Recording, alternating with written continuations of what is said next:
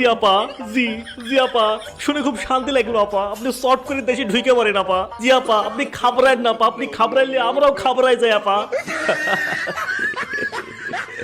এই ধরনের একটা phone call record recently viral হয়েছে, যেখানে আপনাদের জননী কোন এক নেতাকর্মীর সাথে কথা বলছিলেন, আর সেই নেতা বারবার জিয়াপা জিয়াপা জিয়াপা বলতে বলতে মানে কানটা পুরো ঝালাপালা করে ফেলছে। মানে তার জিয়াপা বলার মধ্যে মনে হচ্ছে যে নিজের বাপকেও মনে হয় মানুষ এতবার বাপ বাপ বলে ডাকে না। জানি না এই ফোন কলটা সত্যি কিনা, তবে যদি সত্যি হয়েও থাকে তাও আলহামদুলিল্লাহ, কারণ বাংলাদেশের মানুষও চায় যে তার বিচার যেন বাংলার মাটিতে হয়। সে পালিয়ে গিয়ে অন্য দেশে থাকবে এটা তো হতে পারে না। কিন্তু এই ফোন কলটা শুনে সে আপাদের পক্ষের কিছু ভাইয়েরা বলতেছে যে আমরা আবার নতুন ভাবে জেগে উঠবো, তোমরা রেডি থাইকো।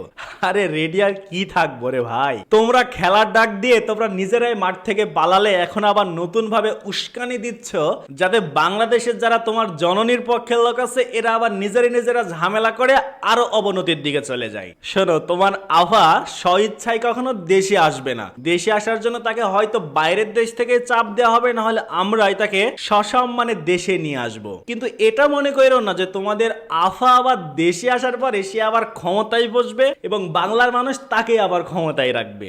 হ্যাঁ, আমরাও চাই তিনি দেশে আসুক, বাট ক্ষমতা পাওয়ার জন্য না। বুঝছো তো ব্যাপারটা? জি আপা, বুঝছে, সবাই বুঝছে।